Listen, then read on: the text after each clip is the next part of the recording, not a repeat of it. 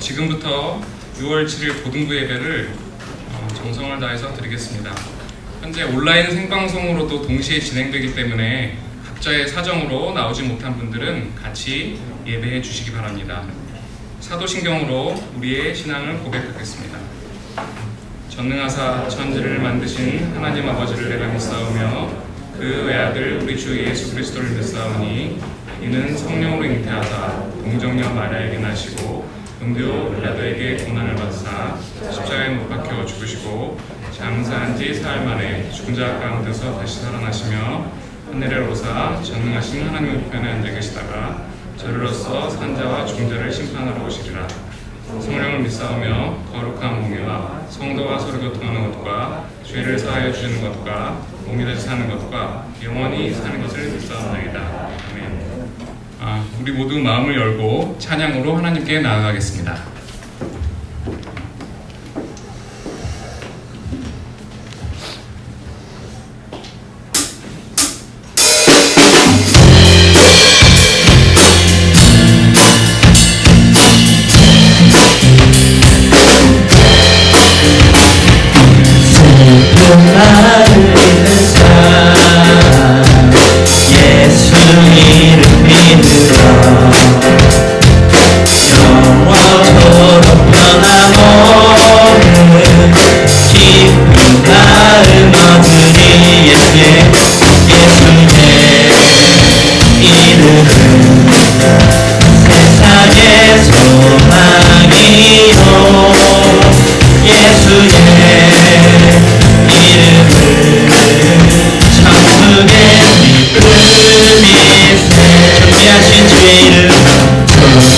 하신 주의 이름 우리 기쁨 내놓자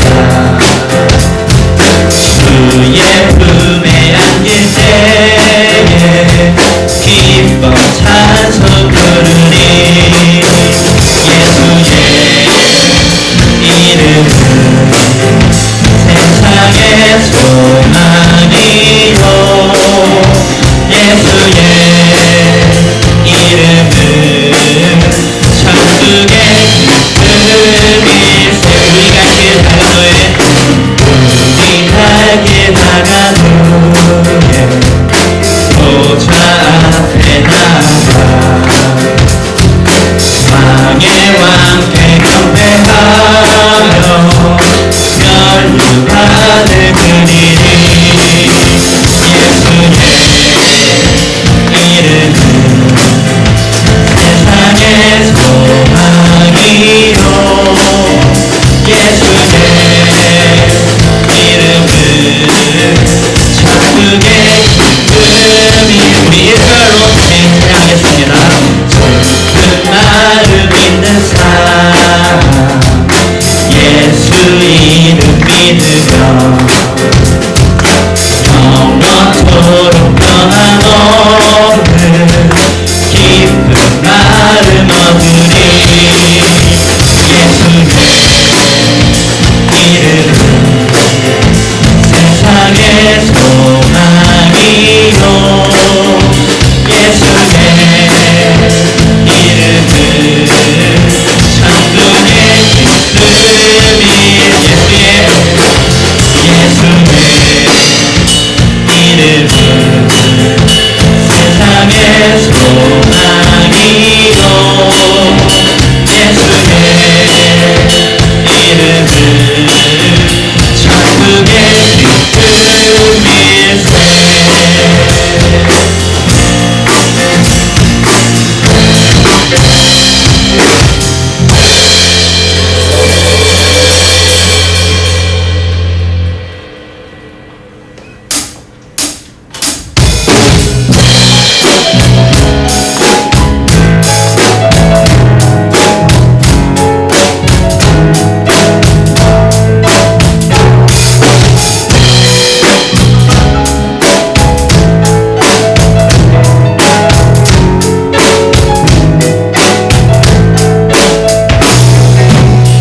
마음을 가득 채운 주량한 찬양과 사랑 어떻게 표현할 수 있나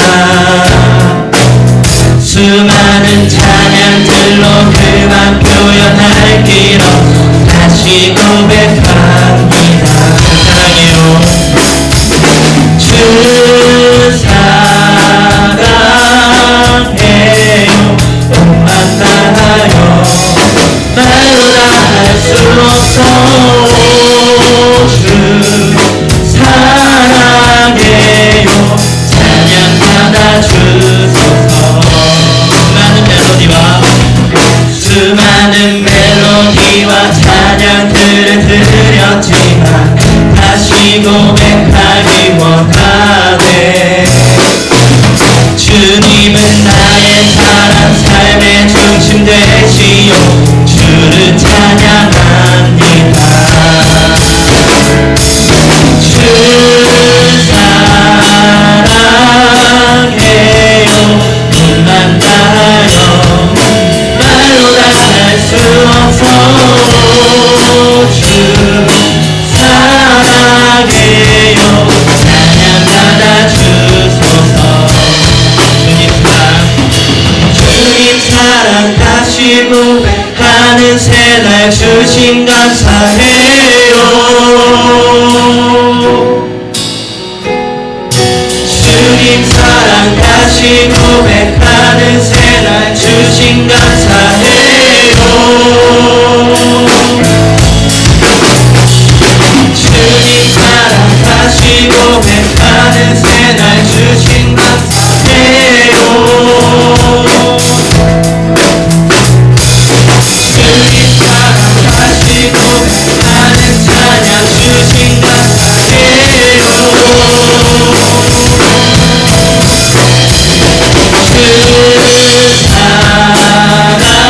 사랑해요.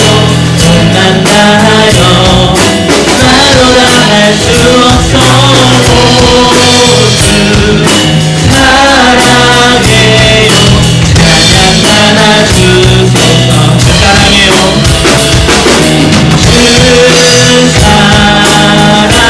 사랑해요.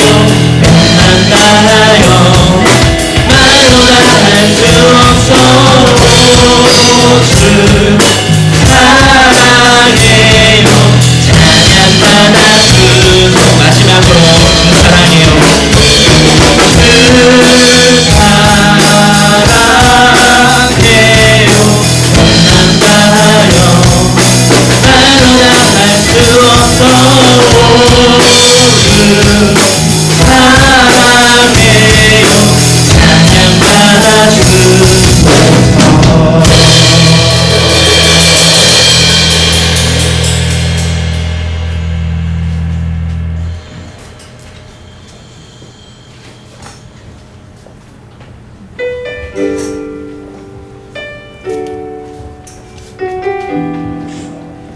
저희가 이제 마지막으로 찬양할 때 이곳에 다시 우리가 모이게 해주신 그 아버지의 사랑에 감사함으로 찬양을 했으면 좋겠습니다.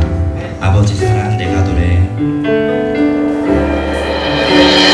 아버지 사랑 내가 노래.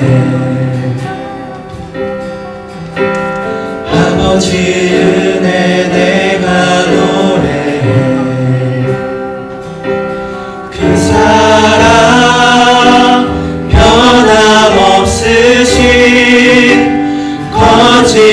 거짓없으신 성실하신 그 사랑 사랑할 때 꺾지 않으시는 꺼져가는 등불 끄지 않는 그 사랑 변함없으신 거짓없으신 성실하신 그 사랑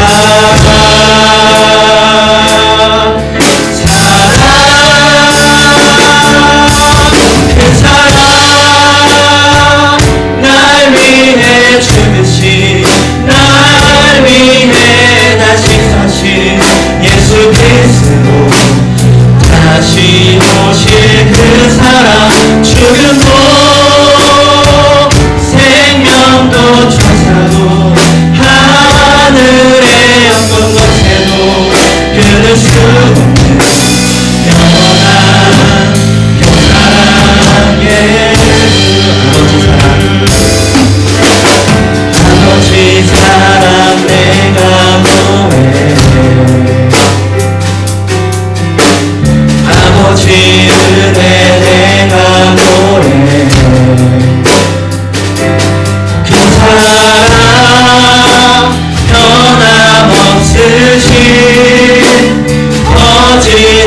거짓없으신 성실하신 그 사랑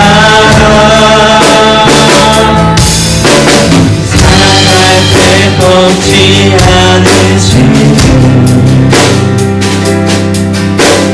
퍼져가는 등불 끄지 않는 그 사랑 변함없으신 거짓없으신 성실하신 그 사랑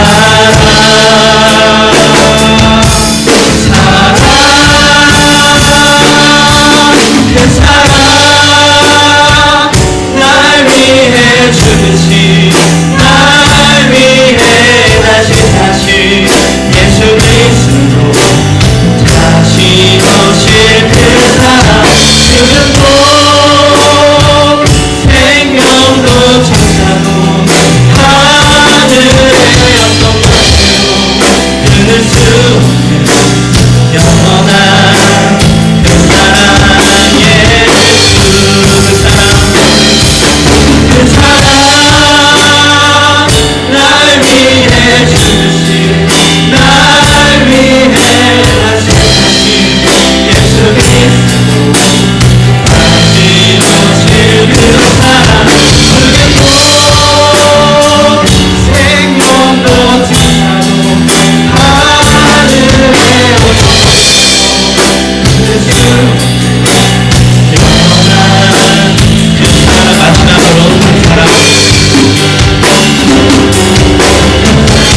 사랑 날 위해 주신 날 위해 다시 오실 그 사랑 그는 꼭 생명도 천사도 하늘의 어떤 것도 끊을 수 없는 영원한 그 사랑 예수 네, 우리가 이 시간 함께 기도를 했으면 좋겠습니다. 기도할 때 저희가 방금 찬양을 했던 그 가사를 생각하면서 기도를 했으면 좋겠는데요. 이곳에 다시 모이게 해주신 이도 오직 하나님이시고 정말 우리를 구원해 주신 이도 오직 하나님 예수 그리스도 그 이름 외에는 우리에게 다른 어떤 이름도 주지 않으셨다는 것을 기억하기 원합니다. 그러한 마음이 우리 가운데 있고 이 예배 자리에 앉아있는 우리가 그 이름만을 바라보며 나아갈 수 있도록 나와 하나님 사이에 다른 그 어떤 것도 아닌 오직 예수 그리스도의 십자가로 인하여서 내가 아버지께 나아갈 수 있음을 고백할 수 있는 그러한 자리가 되기 원합니다. 상한 갈대를 꺾지 않으시는 하나님이십니다.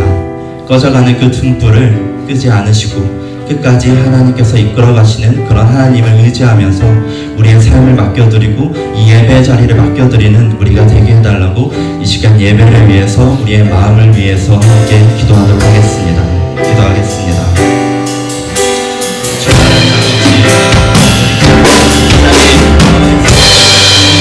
아버지 인도하심을 믿습니다. 아버지께서 인도하시고 아버지께서 이끌어 주셨기에 이 자리에 우리가 나와 있음을 우리가 찬양할 수 있음을 주의 말씀을 들을 수 있음을 우리가 고백하기 원합니다. 우리의 마음을 들어주시옵소서. 교회 나오지 아니하고 각자의 주어진 그 자리 가운데에서 하나님의 말씀을 소중히 여기고 하나님 말씀을 듣는 말씀이 원하는 우리의 마음이 들어질 수 있도록 한번 들어주시옵소서. 우리는 너무나 부족하게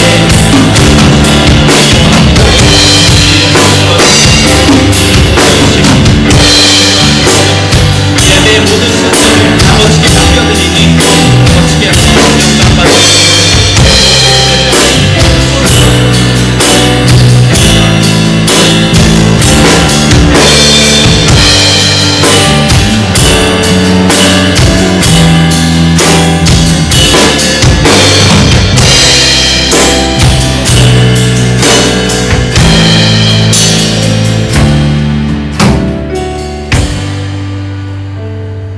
같이 기도드리시겠습니다.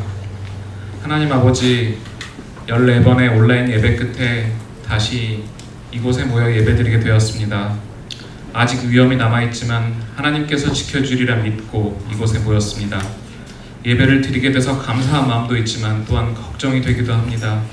내가 다니는 직장에서는 또는 내가 다니는 학교에서는 교회에 가지 말라고 얘기합니다.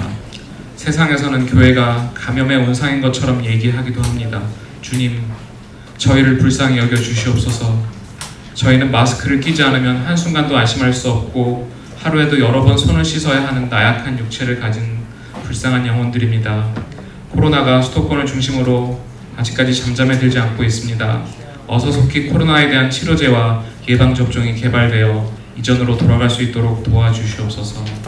그럼에도 불구하고 우리를 사랑하셔서 하나님의 자녀로 택하사 하나님의 자녀의 특권을 가지고 살아갈 수 있음에 감사드립니다. 지금까지 우리를 지켜주신 것처럼 앞으로도 지켜주실 것을 믿습니다. 코로나로 인하여 그동안 당연히 누리던 것의 은혜를 알게 해주셔서 감사합니다. 코로나를 겪는 동안 정말 하나님이 원하시는 것이 무엇이고 필수적인 것들이 무엇인지 깊게 생각하는 시간이 되었음에 감사를 드립니다. 그동안 온라인으로만 예배를 드리다가 다시 나와 예배를 드릴 수 있게 하셨고 친구들과 선생님도 만날 수 있게 되었습니다. 하나님, 우리 교사들과 학생들을 지켜주셔서 각자의 처소에서 하나님의 자녀로서 세상에서 넉넉히 이기도록 도와주시옵소서. 다음 주에 있을 중간고사에 지혜와 능력을 주셔서 세상에도 넉넉히 이길 수 있도록 주님 도와주시옵소서. 해외에서 국내 오지에서 선교하시는 모든 선교사님들을 지켜주시고 나라를 지키는 군경을 지켜주시오며 이 나라 정치, 경제, 사회, 문화 모두에서 하나님을 경외하는 사람들이 배치될 수 있도록 도와주시옵소서. 우리의 고등부 학생들이 준비되어 하나님 나라에서 쓰임받는 인물로 성장될 수 있도록 기도와 노력을 그치지 않을 수 있도록 도와주시옵소서. 오늘 예배를 기뻐 받아주셨고 하나님의 말씀을 전해주시는 유길성 목사님을 지켜주사 우리에게 은혜와 진리의 말씀을 온전하게 전할 수 있도록 하시고 우리는 그 말씀대로 살아갈 수 있도록 도와주시옵소서. 어떠한 환경에서도 우리에게는 구별된 삶을 살 수 있도록 도와주시고 매일매일 하나님과 친밀한 교제를 누릴 수 있도록 도와주시옵소서. 이곳에 온 교사와 학생들을 보호하여 주시사 여러 가지 사정으로 모시지 못한 선생님들과 학생들에게도 하나님 눈의 눈동자처럼 지켜주시옵소서. 이 모든 소원을 예수 그리스도의 이름으로 기도합니다.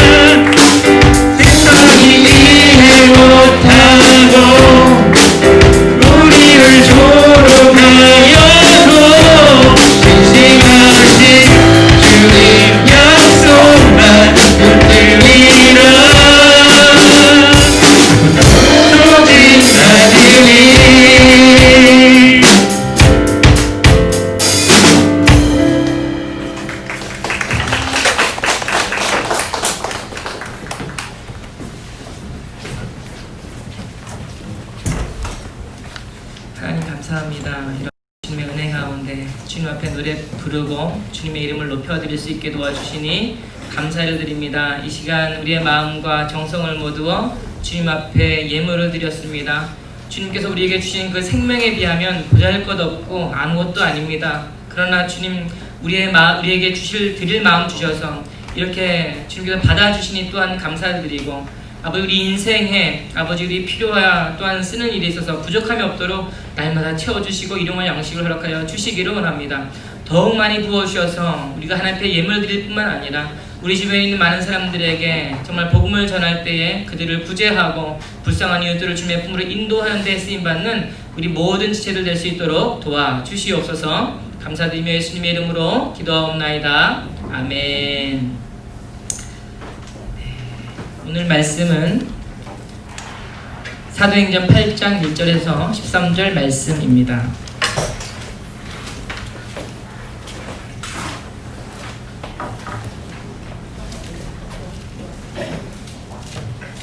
사도행전 8장 1절로 13절 말씀입니다.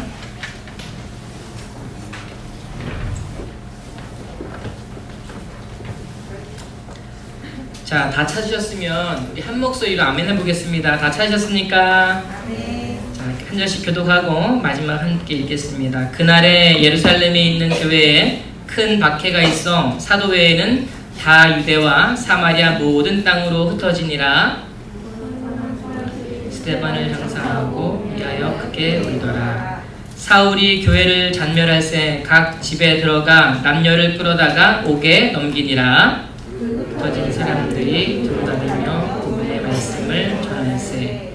빌립이 사마리아 성에 내려가 그리스도를 백성에게 전파하니 우리가 빌립의 말도 듣고 행하는 표적도 보고 한 마음으로 그가 한 말을 따르더라.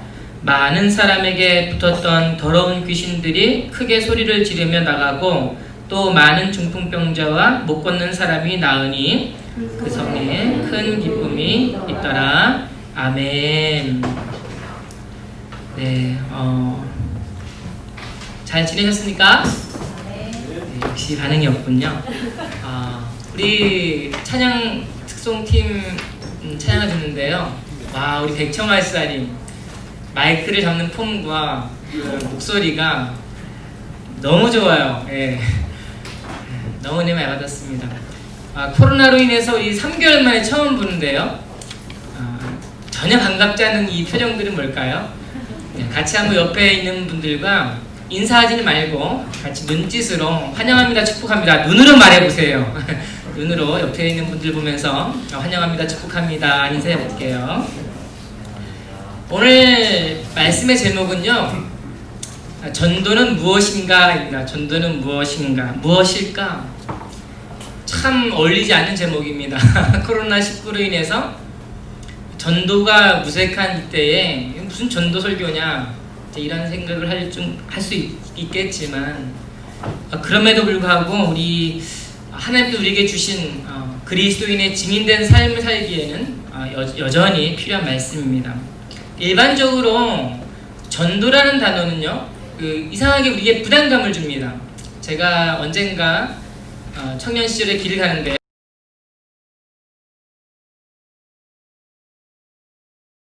그 얘기를 어떤 생각이 들었냐면요, 저는 도를 모르겠지만 지금 당신이 말하는 당신의 삶은 알겠습니다 이런 생각이 들어요. 도를 아십니까? 물어보는데요, 그 사람이 인생이 잘못된 인생 가운데 살고 있는 그 사람의 모습이 눈앞에 펼쳐지는 거예요. 이러한 경험을 경험하면서 우리도 모르게 복음을 전할 때요, 혹시 이러한 모습으로 비춰지지 않을까, 이런 염려가 있습니다. 전도가 낯설게 느껴지는 거죠.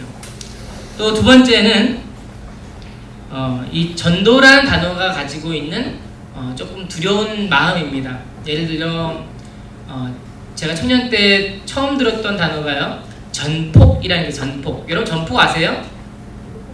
전도? 뭐죠? 전도? 폭발. 전도 폭발. 깜짝 놀랐어요. 전도 폭발. 전도를 폭발시켜버린다고. 얼마나 막 제가 걱정이 됐는지, 무서운 이상한 이단 아닌가 이런 생각이 들 정도로 좀 그게 약간 무슨 결사 무장단체 뭐 이러한 느낌이 저한테 왔었고요.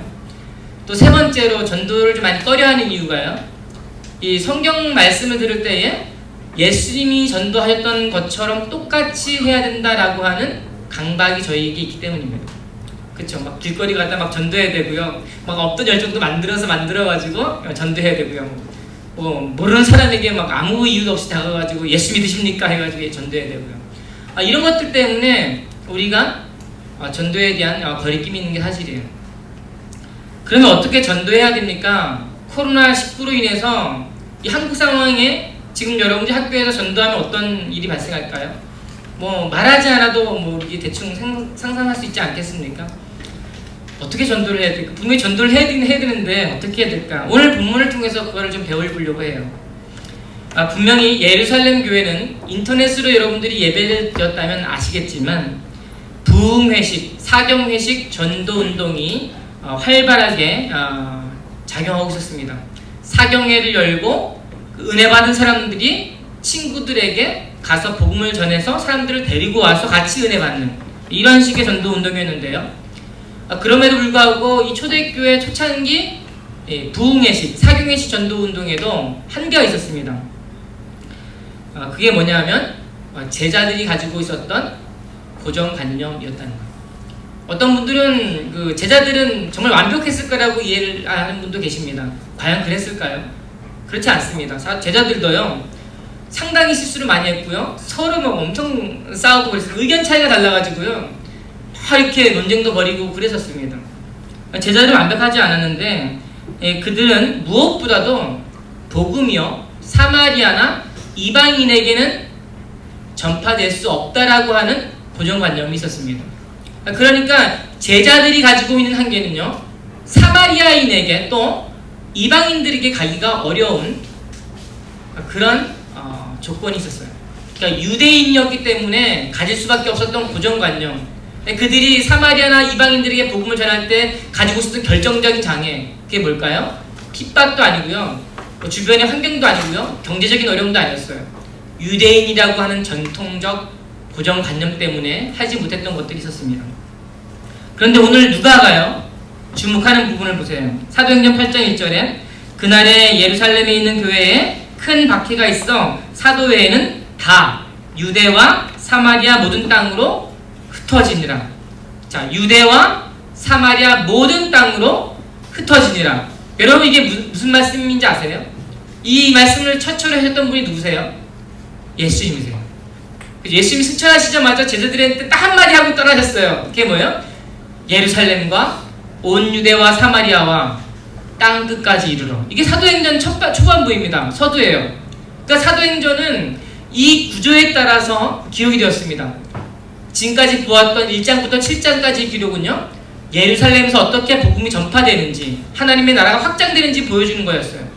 그리고 오늘 본문의 두 번째 뭐예요? 유대와 사마리아. 예, 유대와 사마리아.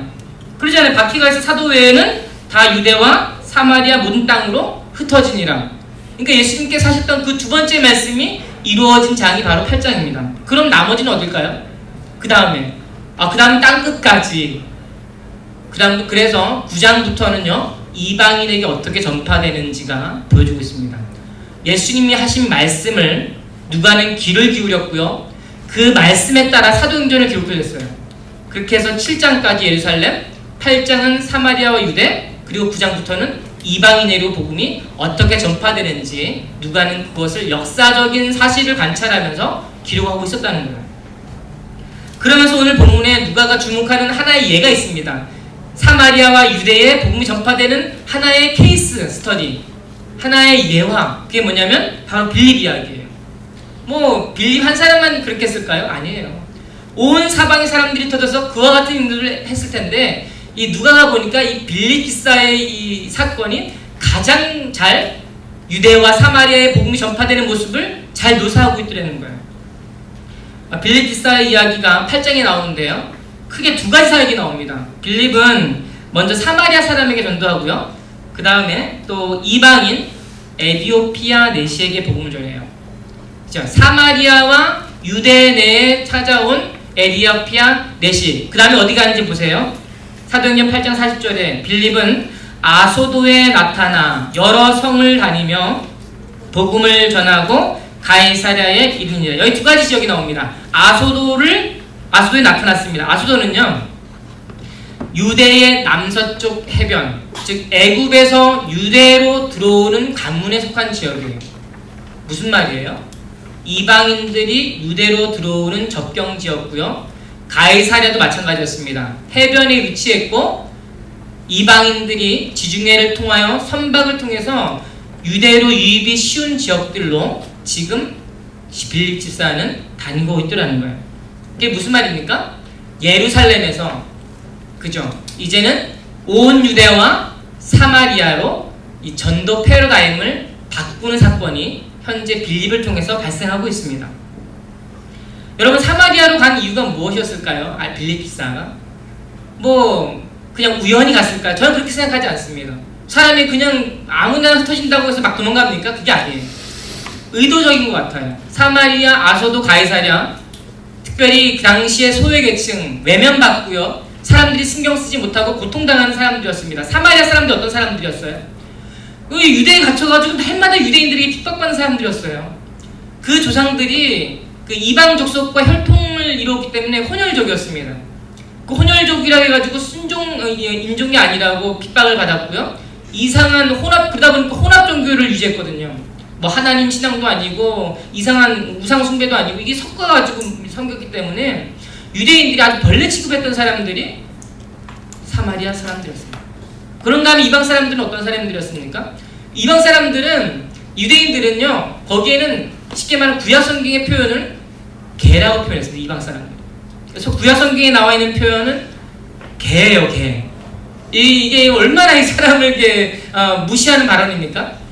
유대 내에 사는 이방인들이 얼만큼 고통스러운 삶을 살았는지도 우리가 알 수가 있다는 거예요. 빌립은 글로 가는 거예요, 빌립은.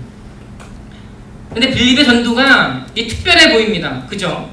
유대와 사마리아, 제자들이 할 수 없었던, 유대인이었기 때문에 갇혀버렸던 유대인적 그 고정관념에서 벗어날 수 없었던 그 한계를요, 이 빌립이 극복하는 거예요. 놀랍지 않습니까? 우리 사람들은 바울에게 집중하죠. 바울이 이방인에게 복음을 전한 전파자 아니었습니까? 그런데요, 복음이 유대인에서 이방인으로 흘러가게 하는 교두보적 역할을 했던 사람이 이 빌립 집사였어요. 놀랍지 않으세요? 성교학적으로 보면요, 선구자적 역할을 한 사람이 바로 빌립이었어요. 사도들이 할 수 없었던 일들을 빌립이 해낸 거예요.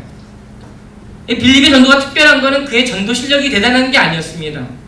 사도행전 8장 26절에 주의 사자가 빌립에게 말하여 이르되 일어나서 남쪽으로 향하여 예루살렘에서 가사로 내려가는 길까지 가라 하니, 성령께서 그에게, 주의 사자가 나타나서 그에게 말씀했고요. 사도행전 8장 29절 성령이 빌립더러 이르시되 이 수레로 가까이 나아가라 하시거늘, 그러니까 성령께서 가라고 하셔서 간 거예요. 그런데 놀라운 게 뭔지 아세요? 그 다음에 이후에 가는 길들이 다 그와 같은 지역들이었어요. 무슨 말일까요? 하나님 말씀을 듣고 가서 복음을 전하니까 이방 사람들이 복음을 받아들이는 거예요. 그 다음에 또 가야 할 곳이 어디입니까? 빌립은 확실한 거예요. 어디로 가야 돼요? 이방 지역들, 사람이 찾지 않는 지역들, 사마리아 지역, 이런 데를 가야 되는 거예요. 빌립이 가지고 있는 이 전도의 특징은 두 가지로 나타나는데, 첫 번째는 우리가 살펴봤던 것처럼 성령에 의하여 시작이 되었습니다. 두 번째는 빌립의 전도는 사실 특별한 게 아니고요, 예수님의 모습에서 발견될 수 있는 것들이었습니다. 예수님이 사마리아인들에게 전도하셨을 때 어땠습니까? 사마리아 여인에게 찾아가시잖아요.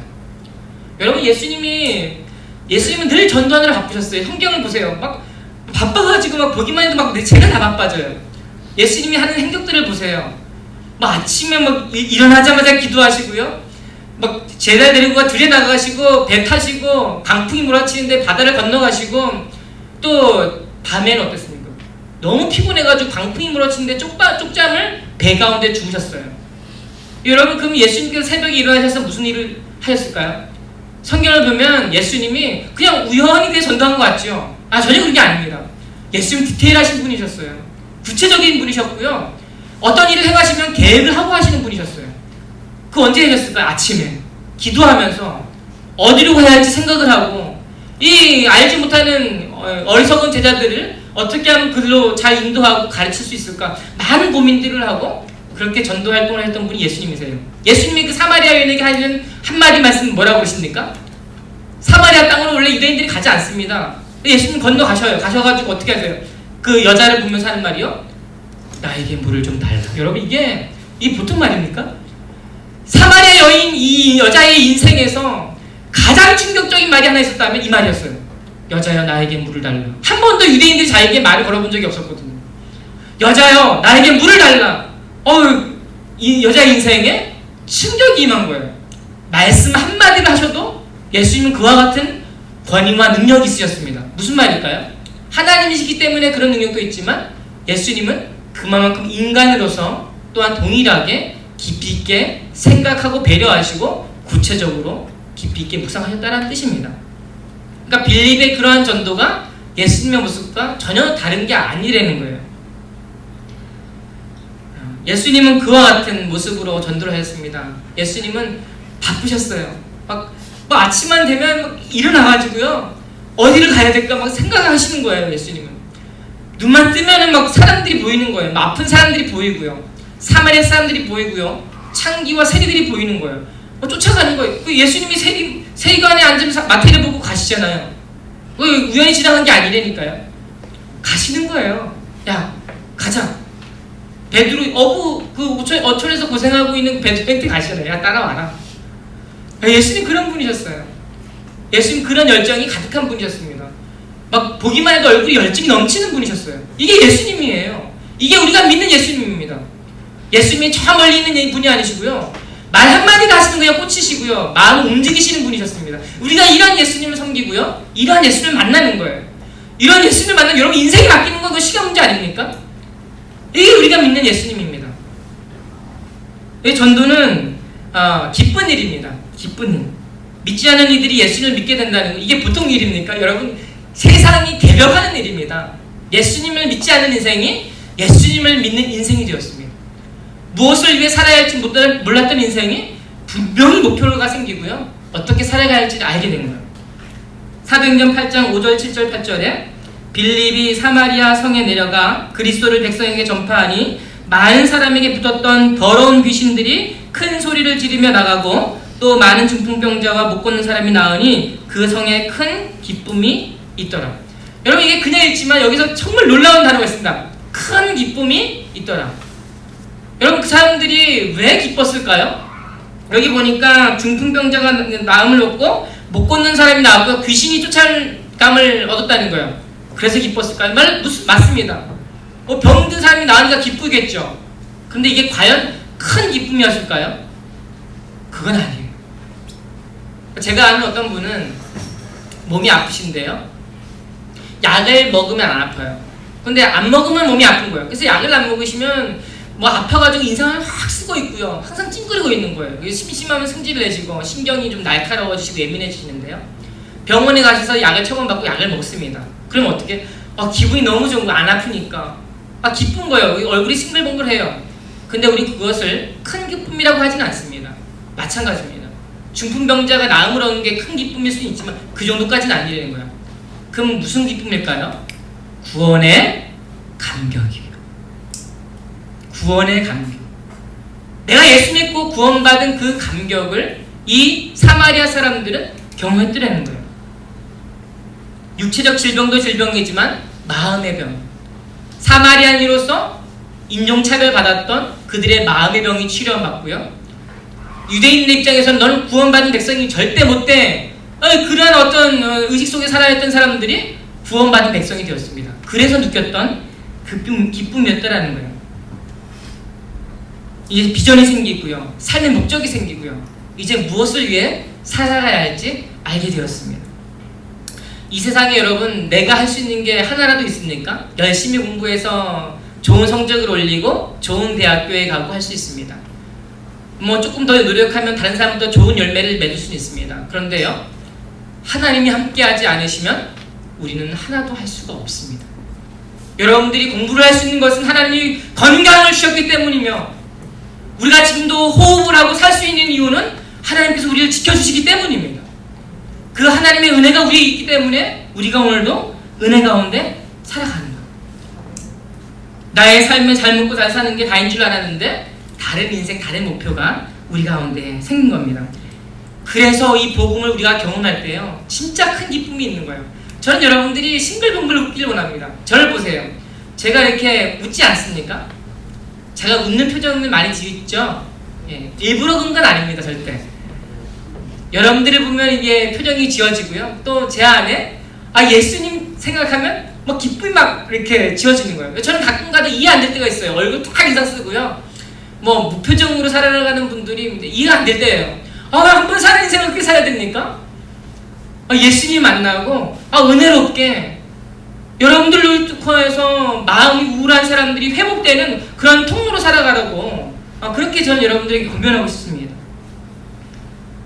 초대교부 어거스틴은 고백했습니다. 당신에게 찬양을 드릴 때에 우리에게 기쁨이 있습니다.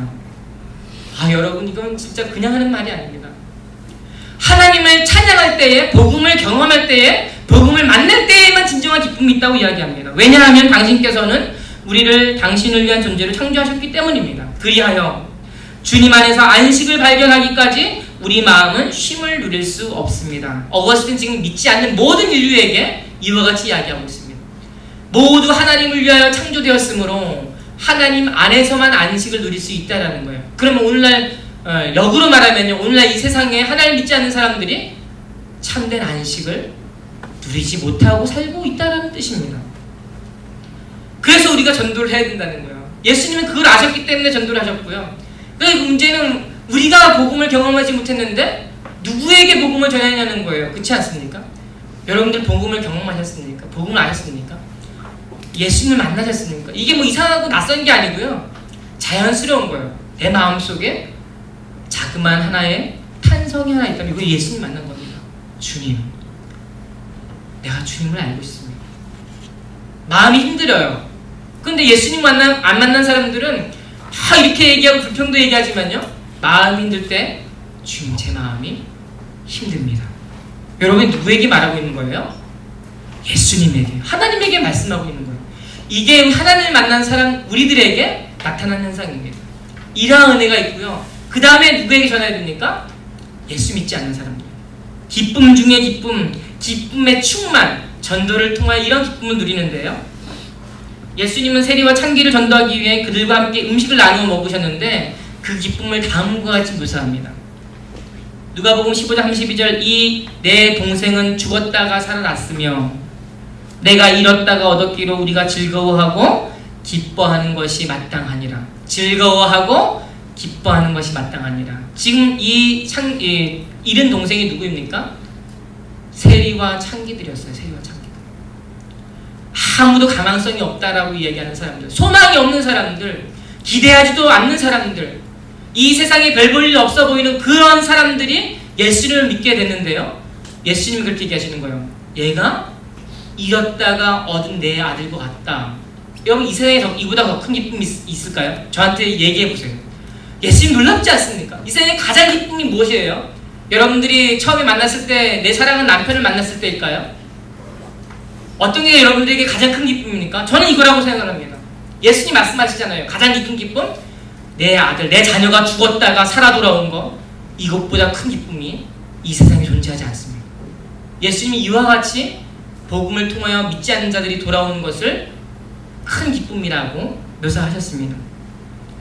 제 아들이 저에게 전화를, 카톡을 하는데요, 제가 교회 오면 아빠 언제 와? 그래요. 그러니까 내일 간다. 내일 언제 와?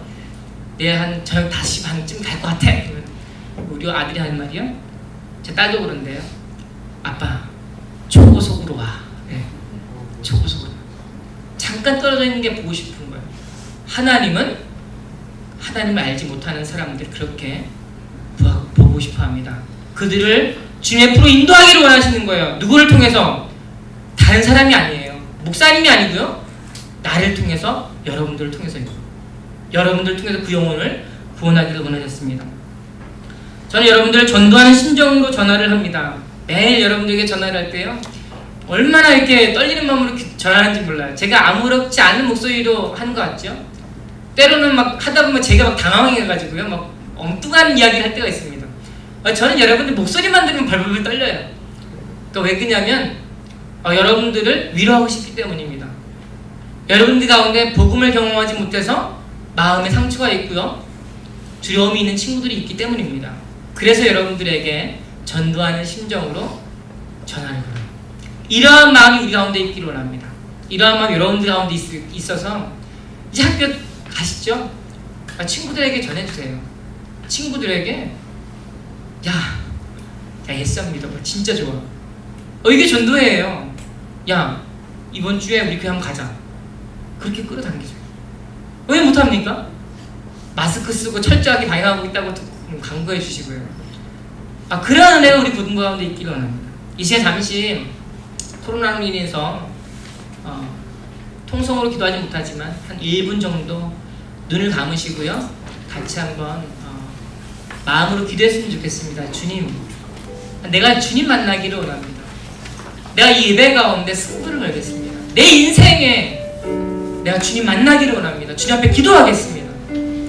또 내 주변에 정말 하나님을 알지 못하는 친구들이 있습니다.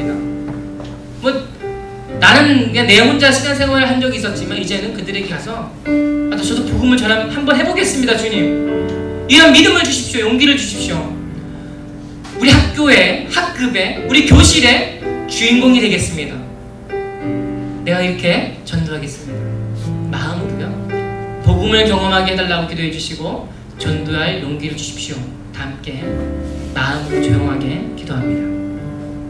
하나님 감사합니다. 주님, 내가 주님의 은혜를 경험하기 원합니다. 주님 우리의 아버지십니다. 주님, 지금도 죽은 영혼들이 하나님 알지 못하는 채 살아가고 있습니다. 주님, 이 자리에 교회를 다니지만 하나님을 경험하지 못한 친구들도 있습니다. 주님, 답답한 심정을 위로해 주시고 찾아가 주시고 주님 앞에 나의 마음과 심정을 토하게 하여 주시옵소서. 온라인으로 예배를 드리고 있는 친구도 있습니다. 하나님의 가운데서 무릎 꿇고 기도하기를 원합니다. 주님 만나기를 원합니다. 주님 찬양하기를 원합니다. 우리에게 은혜를 주시옵소서. 은혜를 베풀어 주시옵소서. 감사합니다. 사랑합니다. 하나님 감사합니다. 오늘 말씀을 통해서 전도가 무엇일까? 전도는 내가 복음을 경험하는 것이며, 전도는 복음을 알지 못하는, 예수님을 알지 못하는 사람들에게 전하는 것입니다. 전도는 다른 새로운 낯선, 나랑 어울리지 않고 어색한 그런 것이 아니라 나의 삶 가운데 인생을 걸 만한 것임을 우리가 고백하기를 원합니다. 이 은혜를 우리에게 주시고 이렇게 온라인으로 예배를 드리고 있는 친구들에게도 동일한 은혜 주셔서 정말 우리가 한 마음으로, 이런 동일한 마음으로, 은혜의 마음으로 이 고등부 예배를 드리게 해 주시옵소서. 감사드리며 예수님의 이름으로 기도합니다. 아멘. 이제는 우리 주 예수 그리스도의 은혜와 하나님의 무한하신 사랑과 성령님의 위로 임재 충만하심이 주의 말씀을 듣고 이제 나도 복음을 경험하겠습니다. 내 마음 가운데 찾아와 주십시오. 예수님의 그 은혜가, 예수님을 보기만 해도 넘쳐 흐르는 그 은혜가 내 속에 있기를 원합니다. 그 예수님 앞에 내가 아플 때에 기도하기를 원합니다. 무릎 꿇어 주님 앞에 구하기를 원합니다. 내 주변의 불쌍한 영혼들, 하나님을 알지 못하는 친구들, 그들에게 복음 전하기를 원합니다. 예수님을 소개하기를 원합니다. 결단하고 다짐하는 우리 고등부체들과 그들의 건강과 학업과 그들의 안정과 삶 위에 이제로부터 영원토록 함께 계실지어다. 아멘.